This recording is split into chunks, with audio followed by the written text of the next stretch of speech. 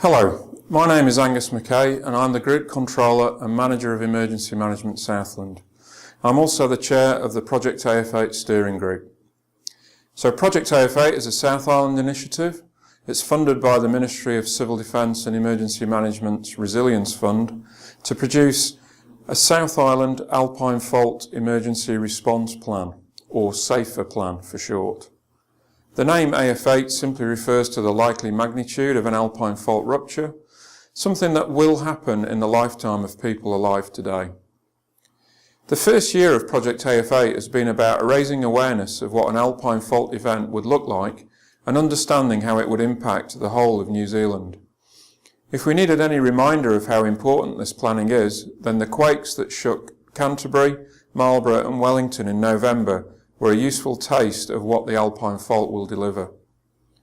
To focus our minds on what a credible scenario would look like for the alpine fault, we realised from the start that we had to partner with the science community, and we're very fortunate to be joined on the Project AF8 team by Dr. Caroline Orkiston.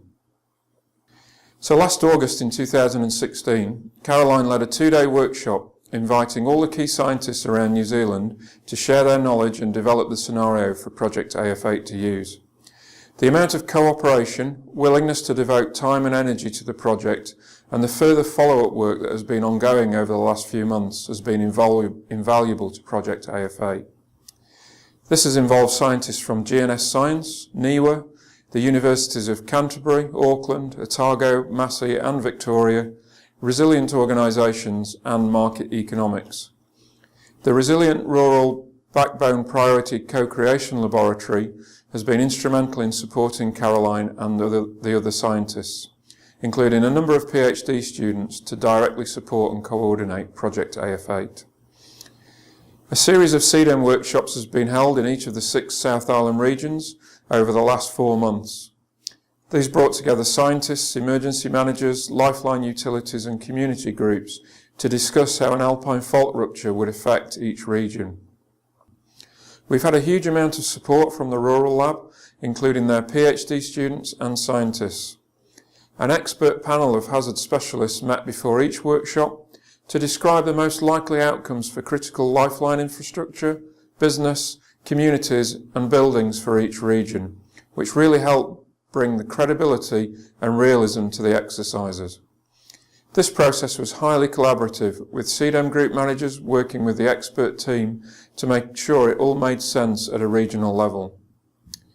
The working relationship between scientists and emergency managers is excellent, and we now have a far greater understanding of how we can use the science around the alpine fault and what practical applications there are for some of the theoretical work being undertaken.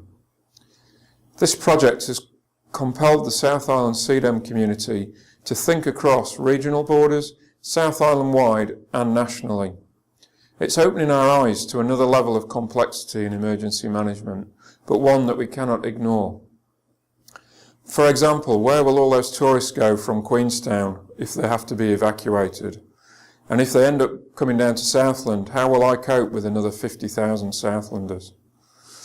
The momentum we're building as we move into year 2 of Project AF8 cannot be allowed to falter, and we're determined to continue to foster this excellent working arrangement between science and emergency management to be prepared for when and not if the alpine fault ruptures. Kia ora, I hope you have an enjoyable day.